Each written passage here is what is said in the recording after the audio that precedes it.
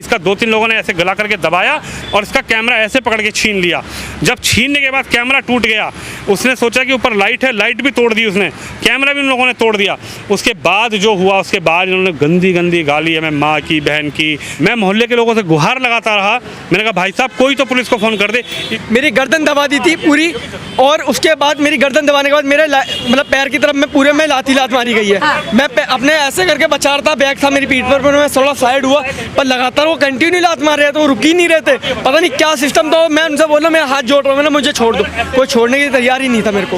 एक वीडियो सुर्खियों में चल रही है जहां पर हेडलाइंस न्यूज के पत्रकार के साथ जो है मारपीट की जाती है, सिर्फ इसलिए क्योंकि वो मदरसे का सर्वे करने जाते हैं।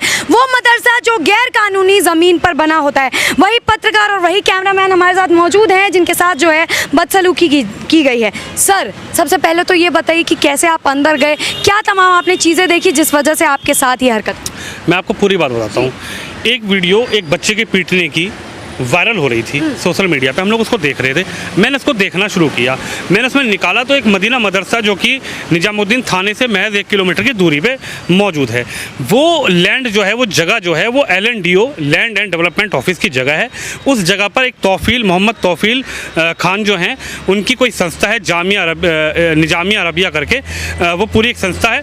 वो संस्था बताया गया था कि वो फर्जी डॉक्यूमेंट पे उस सरकारी ज़मीन पर, LNDO की ज़मीन पर रजिस्टर्ड है। वहाँ पर पहले एक मस्जिद थी, जो एक छोटी सी मस्जिद थी जहाँ पर लोग अपना नमाज़ पढ़ने जाते थे। लेकिन उस तौफील नाम के व्यक्ति ने, उन्होंने एक बड़ा षड्यंत्र रच के वो सरकारी ज़मीन को एक तरीके से घेर लिया। वहाँ पर अपना पार्किंग बना दी, वहाँ पर अपना रूम बना दिए। वहाँ पर हम लोग सिर्फ ये कंफर्म करने गए थे कि ये जो सरकारी ज़मीन है मदरसे वाली, क्या ये सच में LNDO की ज़मीन है या फिर मामला कुछ और है। मैं गया वहाँ पर, मैंने वहाँ पर कवरेज करना शुरू करी। वहाँ पे कहीं भी ये नहीं लिखा कि पत्रकारों को अंदर आना अलाउड नहीं है। वहाँ पे कहीं नहीं लिखा कि कोई व्यक्ति मदरसे में नहीं जा सकता है। मैं आपको एक बात और बता दूँ, मदरसा, मस्जिद, मंदिर, ये जगह ऐसी हैं, इबादत घर हैं कि यहाँ पर कोई भी पत्रकार या कोई भी व्यक्ति जा सकता है, जो किसी भी धर्म का हो, किसी भी समुदाय का हो। मैं तो पत्रकारिता का धर्म के निभाने के लिए वहाँ पर सिर्फ सच्चाई को जानने गया। मैं गया वहाँ पर, जैसे ही मैंने कवरेज शुरू करी, मैं सिर्फ मदरसे तक गया। मदरसे में बच्चे पढ़ रहे थे। मैंने मौलाना साहब को बुलाया, मैंने कहा मौलाना साहब कैसे हैं आप, आइए 1 मिनट थोड़ा सा बात करनी है। वो आए नहीं, उन्होंने वहीं पर किसी को फ़ोन करना शुरू कर दिया। जैसे ही उन्होंने किसी को फ़ोन किया, मैं थोड़ा सा आगे बढ़ा। आगे जाकर एक जगह ऐसी लिखी हुई थी जहाँ पर कमरे बने हुए थे, जहाँ पर बच्चों का स्टेशन बना हुआ था बैठने का। वहाँ पर लिखा था यह है कब्रिस्तान का रास्ता है। मैंने कहा चलिए कब्रिस्तान भी देखकर आते हैं कि कब्रिस्तान में आखिर क्या है, क्या वहाँ पर भी कुछ बनाया हुआ है या फिर वहाँ पर कुछ कंस्ट्रक्शन है। मैं उस तरफ चला गया। बस मैं कब्रिस्तान के रास्ते तक गया और वहाँ पर जैसे ही मैं सिर्फ रिपोर्टिंग कर रहा था, लेकिन वहाँ पे एक व्यक्ति आते हैं, मोहम्मद तौफील खान। उनका एक बेटा चश्मा लगा के आता है। उनका बेटा है या कौन है मैं नहीं जानता। मैंने ना उनको कभी पहले देखा था, मैं ना तौफील को पहले जानता था। लेकिन वो वहाँ पर आए और मैंने कहा सर आपका नाम तौफील है? उन्होंने कहा मेरा नाम तौफील है। मैंने कहा जी तौफील साहब क्या ये LNDO की ज़मीन है? उन्होंने कहा हाँ ये LNDO की ज़मीन है। उन्होंने बाकायदा कैमरे पे रिकॉर्ड है, अनकट वीडियो है, कोई इसमें कट नहीं था। मैंने कहा क्या LNDO की, सच में ये LNDO की ज़मीन है? उन्होंने कहा LNDO की ज़मीन है। तो मैंने कहा क्या ये आपने अवैध रूप से कब्जा करके इसको वो किया हुआ? उन्होंने कहा नहीं, इसका सूट फाइल हो रखा है कोर्ट में, ये कब्जा उब्जा तो कोर्ट बताएगा। मैंने कहा आप मानते हैं कि आपकी नहीं है ज़मीन? नहीं, आप कौन होते हैं पूछने वाले? मैंने कहा आप मान रहे हैं ना LNDO की ज़मीन है? उन्होंने कहा LNDO की ज़मीन है। फिर जब मैं उनसे बातचीत करने लग गया तो वो मुझे कहने लगे कि चलो चलो अंदर चलो। अंदर यहाँ नहीं। मैंने कहा सर यहीं बात करते हैं। कि नहीं नहीं यहाँ बात नहीं करेंगे, तुम ऑफिस में चलो, मैं तुम्हें ऑफिस में पूरा दिखाता हूँ। मेरे को भाई हमें इल्म था ही नहीं इतना कि कभी कोई ऐसा हमारे संग घटना हुई नहीं। हम लोग तमाम, मैंने 15 अगस्त को गाज़ियाबाद के खोड़ा में एक मदरसा है, वहाँ की इतनी बेहतरीन तस्वीर मैंने दिखाई अपने चैनल पे, वो मिलियंस में व्यूज़ गया। मैंने जन्माष्टमी के दिन मंदिर की कवरेज करी। मैंने उस मदरसे की ये फ़ोटो दिखाई कि छोटे छोटे बच्चे तिरंगा झंडा लेकर लगातार, जो देश की एक भावना है, जो देश में एक वो चल रहा है कि भाई बच्चे भी तिरंगे का सम्मान कर रहे हैं और तिरंगा लेकर राष्ट्रगान गा रहे हैं, वो तस्वीर भी दिखाई। मैं भी यहाँ पर भी चला गया कवरेज करने। उसके बाद जैसे ही वो मुझे अंदर लेकर गए, अंदर ले जाने के बाद हमने वो सामने कुर्सी पे बैठे, हमने 1 मिनट उनसे बात करी। मैंने उनको कागज़ दिखाए, 2 एफआईआर के नाम पे दर्ज है। एक एफआईआर इनके नाम पे ये दर्ज है कि ये फर्जी डॉक्यूमेंट बनवा के ये संस्था रजिस्टर्ड कर रखी है। दूसरी एफआईआर यहाँ पर एक बच्चे से इन्होंने मारपीट करी है। इनके जो उस्ताद हैं, मौलाना है, उन्होंने पूरा उसको सुझाया हुआ है। वो 2021 की एफआईआर है, मामला है, वो भी दर्ज थी, वो दोनों एफआईआर में आती। दिल्ली हाई कोर्ट का आदेश 7 पैराग्राफ 8 दोनों में लिखा हुआ है कि इसका जो फाइनल डिसीजन है उस जांच होनी चाहिए, सर्वे होना चाहिए और ज़मीन खाली करनी चाहिए। लेकिन ये व्यक्ति, मुझे महसूस हुआ कि गुंडा दबंग टाइप का व्यक्ति है। इन्होंने वो ज़मीन खाली, जब मैंने इनसे ये सवाल करना शुरू किया वहाँ पर, तो ये बौखला गए। बौखलाने के बाद इन्होंने तुरंत, इनके लड़के ने किसी को फ़ोन किया, बाहर लड़के इकट्ठे कर दिए। इन्होंने भी तुरंत किसी को फ़ोन किया और बस ये इशारों में उठ के इन्होंने लड़के को ऐसे इशारा किया, उसने दरवाज़ा बंद किया। मैंने कहा जैसे ही दरवाज़ा बंद किया मुझे लगा कुछ गड़बड़ होने वाली है। मैंने उनको रोकने की कोशिश, मैं भाई दरवाज़ा क्यों बंद कर रहे हो? एकदम उन्होंने मेरे को पीछे से तौफील ने पकड़ा और इधर फेंक दिया उठा के। उनके लड़के ने, उन्होंने मेरे को, पूरी वीडियो है, आप वीडियो भी देखना, वीडियो आपको मिल जाएगी, उठा के फेंक दिया। तो फिर वही बदतमीजी शुरू कर दी, तू आया कैसे अंदर, किसका परमिशन तूने लिया? पर उतर गए। गाली गलोच माँ की, बहन की, बोला कि अभी रुक, अभी रुक जरा। मैंने कहा आप दरवाजा क्यों बंद करें? मैंने कहा मैं भागूंगा नहीं। मेरे को भी डर शुरू हो गया, मेरे मन में एकदम डर गया मैं, एकदम से मेरी आंखों के आगे अंधेरा आ गया जैसे ही। फिर इन्होंने कैमरा, मैं इनकी जाबाजी थी इसकी, इस लड़के की, तुषार की, इसने कैमरा बंद नहीं किया, कैमरा चलता रहा। उनको इस बात का इल्म नहीं हुआ, वो मेरे से ही भिड़ते रहे। उनको ये नहीं पता था कि ये सब चीज़ें कैमरे में रिकॉर्ड हो रही है, लेकिन उनको इसका एहसास नहीं हुआ। उनको लगा कि कुछ नहीं होगा, इसने कैमरा बंद नहीं किया। जब इसने कैमरा इसकी पर इशारा गया, इसने कैमरा बंद किया, इसको मारपीट करी। इसका 2-3 लोगों ने ऐसे गला करके दबाया और इसका कैमरा ऐसे पकड़ के छीन लिया। जब छीनने के बाद कैमरा टूट गया, उसने सोचा कि ऊपर लाइट है, लाइट भी तोड़ दी उसने, कैमरा भी उन लोगों ने तोड़ दिया। उसके बाद जो हुआ, उसके बाद इन्होंने गंदी गंदी गाली हमें, माँ की, बहन की, हमारा आई कार्ड देखा। मैंने कहा मैं पत्रकार हूँ, मैं कोई फर्जी आदमी थोड़ी हूँ, आप देख लो मेरा आई कार्ड, मेरा चैनल देख लो। मैंने कहा आप मुझे मारो मत। इन्होंने मारपीट करना शुरू कर दी, लड़के को मारा, मेरे को मारा। फिर जैसे ही इन्होंने वहाँ कुछ लोगों को अंदर बुलाने की कोशिश करी, मैंने दरवाज़ा जैसे खोला, मैंने इसको अंदर बाहर धक्का दे दिया। मैंने कहा तू बाहर जा, भीड़ इकट्ठी कर ले, लोगों को बुला ले। जैसे ये बाहर निकला, उसने बाहर का ताले में सांकल लगाई हुई थी, ये गिर गया। इसको गिरा के वहाँ लड़कों ने मारा। उसके बाद जिस तरीके से मेरे को मारा गया, हमारा को धमकी दी गई, बंद कर कैमरा, डिलीट कर, वीडियो डिलीट करा दी इन्होंने। इन्होंने वीडियो डिलीट कराई। वीडियो डिलीट होने के बाद ये मेरे को थाने लेकर आए। वहाँ पे किसी ने 100 नंबर पे फ़ोन किया, थाने लेकर आए और मुझ पर ही ये आरोप लगा रहे थे कि ये वहाँ पर महिलाओं को छेड़ने गया था। वहाँ पे सीसीटीवी कैमरा है। मैं अभी भी मांग कर रहा हूँ, मैं थाने आ गया, मैं डर गया, मेरे अंदर डर, एकदम से मैं डर गया। मेरे को थाने ले आए, यहाँ पर उन्होंने भीड़ इकट्ठी कर ली। ये 2-3 महिलाओं को यहाँ पर ले आए, वो महिलाएं यहाँ पर आके कहने लगी हमें छेड़ रहा था, इसमें मुकदमा इस तरीके का। फिर ये जब यहाँ पर ले आए हमें, मैं डर गया। उसके बाद पुलिस का पूरा माहौल इन्होंने बना लिया यहाँ पर। उसके बाद यहाँ पर जो पुलिस थी उसके सामने इन्होंने वीडियो डिलीट करवा दी। उसके बाद यहाँ से हम सकुशल, जब पुलिस आई, जब हम सकुशल अपने घर पहुँचे। तो विनोद जी, अगली बार से क्या कोई पत्रकार ऐसी जगह पर आने से पहले 100 बार सोचेगा? क्योंकि आपके हाथ में चोट है, आप लगातार बता रहे हैं कैमरा पर्सन को भी चोट लगी है, तो अगली बार क्या आने से पहले कोई भी पत्रकार सोचेगा? नहीं, क्यों सोचना? एक बात बताइए, हम चौथा स्तंभ है। अगर कोई व्यक्ति विश्वास करता है वो पत्रकार पे करता है, क्योंकि पत्रकार पे उसको भरोसा होता है कि ये व्यक्ति बिना किसी लोभ लालच के शायद ये हमारी अच्छी खबर दिखाए। बिना किसी लोभ लालच के अपनी जान को हथेली पे रखे। आज मैंने हथेली पे तो जान रखी हुई है, इन लोगों का क्या भरोसा? पूरा मोहल्ला, जब मैं बाहर निकल कर आ गया, मैंने दरवाज़ा पकड़ लिया तो वहाँ मोहल्ले के लोग इकट्ठे हो गए। लेकिन ये इतना दबंग किस्म का व्यक्ति है कि इसने मोहल्ले के लोगों के सामने भी वो दरवाज़ा नहीं खोला। मोहल्ले के लोग कहते रहे, मैं मोहल्ले के लोगों से गुहार लगाता रहा। मैंने कहा भाई साहब कोई तो पुलिस को फ़ोन कर दे। इसने इतना लोगों को डरा रखा है वहाँ पे, मोहल्ले के लोगों को, बस्ती के लोग हैं बेचारे, गरीब लोग हैं। इसने पता नहीं क्या वहाँ पर किया हुआ है, किस दबंग प्रवृत्ति का व्यक्ति है, इन्हें सबको डरा। इसने दरवाज़ा नहीं खोला। जब पुलिस आई, जब हमारी कहीं ना कहीं जान बची। देखिए, हम तो कहते हैं कि सुरक्षा मिलनी चाहिए, पत्रकारों को भी मिलनी चाहिए सुरक्षा, पुलिस को ध्यान देना चाहिए। क्या ऐसे लोगों का भरोसा है क्या कोई? अरे पत्रकार जा रहा है, वो सच का एक आईना है, वो सच को दिखाने के लिए तो वहाँ पे जा रहा है। अच्छा, ये दबंगई आखिर कहाँ से आती है? इतना मनोबल मजबूत कहाँ से होता है? क्योंकि पत्रकारों के साथ बदतमीजी कर रहे हैं, कैमरा पर्सन को मार रहे हैं, उसके बाद भी नहीं डर रहे हैं, आपके खिलाफ रपट लिखवाने आ गए पुलिस स्टेशन में।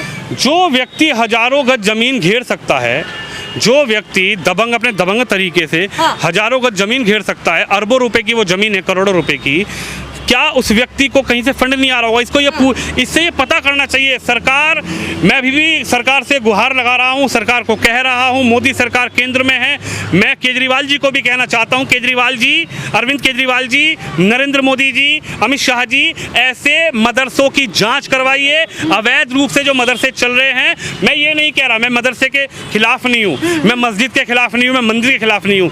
मैं सिर्फ ये चाहता हूँ कि उन बच्चों को भी अच्छी एजुकेशन मिले। देखिए, मैं वीडियो दिखाना चाहूँगा उस बच्चे की, उसको इतनी बुरी तरीके से उस्ताद जिसको बोलते हैं मौलाना को, वो नन्हा सा बच्चा जो कुछ जानता नहीं है, उसको एजुकेशन के लिए उन्होंने इतना मारा, उसके पूरा सूज गया, उसका खून निकल रहा, उसके पिताजी एप्लीकेशन। जब हमको इसने इतना डरा लिया तो आप ये समझिए कि ये मदरसे में पढ़ने वाले बच्चों के नाम पे पूरी फंडिंग करता है, बाहर से फंडिंग मंगाता है। इससे पूछिए मदरसा, ये इतना जो ये सब खेल चल रहा है, ये पैसा कहाँ से आ रहा है? इसकी जांच होनी चाहिए। अच्छा, लगातार ऐसा कहा जा रहा है कि मदरसे में जो पढ़ाई दी जाती है, तालीम दी जाती है, वहीं पे ये मारपीट, वहीं पे गाली गलौज सिखाया जाता है। आप किस नज़र से देख रहे हैं कि मारपीट और गाली गलौज ही करना हमेशा समाधान क्यों? नहीं, मदरसे में मैं ये नहीं कहता कि मदरसे में गलत तालीम दी जाती है, तालीम अच्छी दी जाती है मदरसे में। मदरसे में हालांकि मदरसे को मैं लगातार पहले भी कवरेज करता रहा हूँ, मेरे को पत्रकारिता में बहुत समय हो गया, लोग मेरे को देखते भी हैं, स्टैंड भी अपना रखते हैं, मैं भी लोगों के बीच में जाता हूँ। कहीं ना कहीं जो अभी उत्तर प्रदेश के मुख्यमंत्री ने एक चीज़ निकाली कि मदरसे में जो शिक्षा दी जा रही है उसको हम कायाकल्प करें, उसको बेहतर बनाएं। जो मुस्लिम समुदाय के बच्चे हैं वो भी मुख्य धारा से जुड़े, वो अरबी और उर्दू। आप बताइए, अरबी उर्दू कहीं आप इंटरव्यू देने जाएंगे, क्या वो कहेगा कि उर्दू में इंटरव्यू दीजिए? क्या वो कहेगा कि अरबी में इंटरव्यू दीजिए? हर जगह पे हिंदी, इंग्लिश, मैथ। मैं चाहता हूँ मदरसे में शिक्षा हो, लेकिन हिंदी, इंग्लिश, मैथ भी उसमें इंक्लूड होना चाहिए।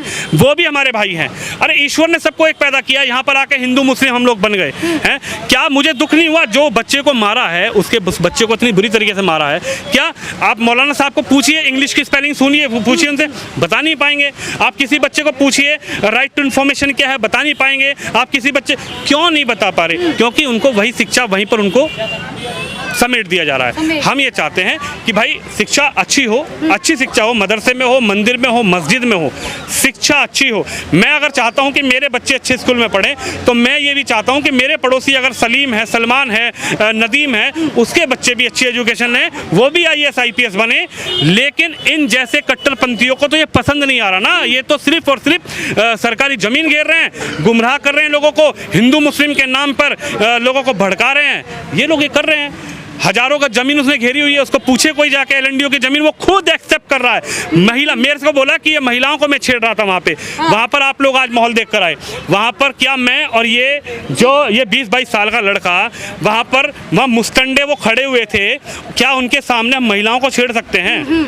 वहाँ 8-10 जो महिलाएं थी वो सब इसने बसाई हुई हैं, सब बाहर से आ रखी हैं, सब किराए पे वहाँ पर इन्होंने कमरा उठाया हुआ है, सब पैसे वसूल रहे हैं ये मोहम्मद तौफील खान अवैध सरकारी ज़मीन को घेर कर, और कह रहे हैं कि महिलाओं को घेरा हुआ, मैं महिलाओं को छेड़ रहा था। CCTV फुटेज दें ना, अपनी CCTV फुटेज दें, CCTV फुटेज प्रोवाइड कराएं। तुषार, डर नहीं लगा? कैमरा पकड़ कर खड़े थे, मारने की धमकी, लगातार धक्का देकर इनको गए, वीडियो में देखा जा रहा है साफ तौर पे। डर नहीं लगा? आपने कैमरा बंद नहीं किया? जी, मेरे को डर इसलिए नहीं लगा क्योंकि मेरे को पता है कि ऐसे सिचुएशन में मैं थोड़ा सा घबरा गया था, मानता हूँ, पर मैं बिल्कुल नहीं घबराया था। मैंने अपना कैमरा लगातार मैं ऊपर करता रहा, उनके हाथ से वो बार-बार हाथ मार रहे थे कैमरे पर, मैं बचा रहा था। फिर उन्होंने हाथापाई करी, मेरे को चाटे मारना शुरू करा, कैमरा वीडियो डिलीट कर, कैमरा बंद कर, पर मैंने नहीं करा। फिर वो थोड़ी देर पीछे हटते हैं, फिर दोबारा आते तो तुरंत ही मेरा गला दबा लिया। उनके लड़के ने साइड से मेरे पे चाटा मारना स्टार्ट करा, और मैंने कैमरा, मेरे को सांस नहीं आई, मैंने कैमरा नीचे करा अपना। मेरा कैमरा नीचे करते तुरंत कैमरे पे हाथ मारते कैमरा छीन लिया गया था मेरे हाथ से, और छीनते नहीं रहा कैमरा नीचे, और नीचे मारते पूरा टूट चुका था मेरा कैमरा। पर मेरे को उस टाइम इतना डर लग चुका था कि हाँ, हम शायद थोड़े घबरा गए थे, पर वो लोग मार रहे थे हम लोगों को। फिर उन्होंने इतनी गंदी हम लोगों को गाली दी गई, बहुत माँ की बहन के थे, किस तरह की गंदी गाली दे रहे थे। और वो गाली देने के बाद उन्होंने हाथ मतलब चाटे मारने स्टार्ट भी कर दिया था हम लोगों को। फिर थोड़ी देर बाद मेरे गले में आई कार्ड देखा उन्होंने, मेरा आई कार्ड देखते तुरंत कहते हैं ये तो शर्मा है, तो ये पंडित है। तुरंत ही उन्होंने बोला कि चापड़ ले क्या, मुझे नहीं पता चापड़ क्या होता, पर उन्होंने बोला चापड़ ले क्या। फिर उन्होंने, उनकी लेडीज जो थी वो अंदर गई, वो अंदर जाने के बाद फिर वो बाहर को आनी थी, इतने में तो सन ने बोला तू भाग। तो सन ने गेट खोला, तुरंत मेरे को धक्का दिया कि तू भाग। मैं बाहर भागा, तुरंत उनके पीछे से एक लड़के ने हाथ मारा, मैं बाहर जाकर गिर गया सीधा लड़खड़ाता हुआ। तो उनके जो बाहर लड़के खड़े थे 8-10, उन्होंने लगातार ही मेरे को गिरते ही लात मारना चालू कर दिया। वो कोई नहीं रुका, लगातार मेरे में करीब 15 से 20 मिनट तक कंटिन्यू लात मारते गए वो लोग। और मेरे को लात मारने के बाद फिर इतने में पुलिस वाले को, मतलब उन लोगों से, मेरे बाहर जो लोग खड़े थे उनसे मैं बोल रहा था कोई पुलिस वाले को फ़ोन कर दो प्लीज़, कोई बचा लो हम लोगों को। पर कोई बचा नहीं रहा था। मैं गेट यूँ हिला रहा था, गेट में ताला लगा हुआ था दोनों तरफ से, अंदर से और बाहर से दोनों तरफ से। तो मेरे को निकलने की कहीं से रास्ता नहीं मिल रहा था और लगातार वो पीछे नहीं हट रहे थे, वो मारे जा रहे थे। फिर वहाँ से कुछ लेडीज़ अंदर से आती हैं, वो चांटे मारती है, कहती तूने मेरे साथ बदतमीजी करी। मैंने, आप मेरी माँ समान हो, मैं आपके साथ बदतमीजी करूँगा क्या? तो कहते नहीं तूने बदतमीजी करी। पर मैं फिर भी गेट पे हिलाता रहा गेट को कि मेरा गेट कोई खोलवा के बचा लो मैं, पर किसी ने नहीं करा। फिर उसके बाद वहाँ से बाहर से किसी ने भी, मुझे नहीं पता, किसी ने फ़ोन करा पुलिस को। पुलिस आती है थोड़ी देर बाद। आने के बाद फिर इन लोगों ने हमको हिला, मतलब मेरे को तो उठा नहीं आ रहा था, यूँ करके उठा के कंधे से पकड़ के उठा के खड़ा कर दिया मेरे को। खड़ा करने के बाद मेरे पे खड़ा नहीं हुआ, फिर मैं बैठ गया। और बैठने के बाद ये लोग कहते हैं कि सर हमारी महिला के साथ बदतमीजी कर रहे हैं। तो पुलिस वाले ने बोला कि ये मीडिया वाले बदतमीजी करेंगे, ऐसा हो नहीं सकता। मैंने सर आपके यहाँ पे, इनके यहाँ कैमरे लगे हुए हैं, हमारे पास कैमरा है, आप देख लो। पर हमारे कैमरा अंदर से, मतलब इन्होंने फ़ोन, मेरा कैमरा, मेरा सब कुछ जब्त कर लिया था। कुछ नहीं दे रहे थे हम लोगों को, ये कुछ भी यूज नहीं करने दे रहे थे। और फिर पुलिस वाले आए, तब उनसे हमने हाथ जोड़े, मैंने सर हमारा फ़ोन, कैमरा तो ले लो, हमारा फ़ोन छोड़ दो, कैमरा ले लो, बस हमारा कैमरा ले लो, कैमरे में सब कुछ आप। और इनके पास कैमरे लगे हुए हैं, इनके कैमरे में एक बार देखो आप। तो उन्होंने हमें बोला कि इन्हें लेके चलो। वो हमें थाने लेके आए, फ़ोन वोन ले लिया हमारा पुलिस वाले ने, और सर ने लेके गाड़ी में रखवा के हम लोगों को यहाँ लेके आ गए थाने पर। अच्छा तुषार, कहाँ चोट आई है आपको और विनोद सर को कहाँ चोट है? सर के चांटे मारे गए थे, मुक्के मारे थे, हाथ में भी उनके क्रैक आया, मतलब चोट आई हुई है, सूजा पूरा हाथ। मेरी बॉडी पे चांटे मारे गए थे, मेरी गर्दन दबा दी थी पूरी। और उसके बाद मेरी गर्दन दबाने के बाद मेरे मतलब पैर की तरफ में पूरे में लात मारी गई है। मैं अपने ऐसे करके बचा रहा था, बैग था मेरी पीठ पर मैं थोड़ा साइड हुआ, पर लगातार वो कंटिन्यू लात मार रहे थे, वो रुक ही नहीं रहे थे। पता नहीं क्या सिस्टम था। मैं उनसे बोला मैं हाथ जोड़ रहा हूँ, मैंने मुझे छोड़ दो, कोई छोड़ने की तैयार ही नहीं था मेरे को। तो मतलब ना पत्रकार का खौफ है, ना ये खौफ है कि कैमरे में आ जाएंगे, किसी तरह का कोई खौफ नहीं था। वो लोग लगातार मारे जा रहे थे, उनको किसी से डर ही नहीं था कि हाँ डरे वो थोड़ा सा भी, पर वो मारे जा रहे थे, वो बिल्कुल घबरा ही नहीं रहे थे किसी चीज़ से। और मैं उनसे यही बोल रहा था सर मुझे छोड़ दो। और लास्ट में पुलिस वाले के सामने भी यही कह रही है महिला कि हमारे साथ छेड़खानी करी। और आज आपने देखा भी, आप लोगों के सामने ही बोला था, मैंने तुरंत उनके सामने ही बोला कि आप मस्जिद में चलो, आपकी मस्जिद है, आप मस्जिद को मानते हो, मैं भी मस्जिद में चल रहा हूँ, आप मेरे को गंगा जल दे दो, आप मस्जिद में अपनी कसम खा लो कि अगर मैंने आपके साथ कुछ भी छेड़खानी करी या कोई बदतमीजी करी है तो आप बता दो। तो महिला चुप हो गई थी, तुरंत कुछ नहीं बोल रही थी, तुरंत कह रही नहीं तुम तो थे, तुम तो बदतमीजी कर रहे थे। मैंने बोला चलो तो आप, पर उनकी हिम्मत नहीं हुई वो चलने के लिए हाँ भी कर दे। अच्छा ठीक है, तो इनकी जाबाजी को जो है हम सलाम करते हैं। सारे पत्रकार संगठन जो है आज यहाँ पर जमा हो गए थे। ये कैमरामैन हमारे साथ मौजूद थे, इनके साथ जिन पत्रकार के साथ बदतमीजी हुई है वो भी मौजूद थे, लेकिन डरने के बावजूद भी आपने इनकी सहनशीलता देखी कि वहाँ से गए नहीं। साथ ही वो वीडियो जो है इन्होंने अपलोड कर दी, तमाम लोगों ने वो वीडियो देखी और आज इनके साथ जो है यहाँ पर खड़े हैं। सवाल ये उठता है कि क्या अब पत्रकार के साथ भी ऐसा व्यवहार होगा, वो पत्रकार जो चौथा स्तंभ माना जाता है। सबसे बड़ा सवाल यही खड़ा होता है। आपको क्या लगता है कि कमेंट सेक्शन में जरूर बताएं।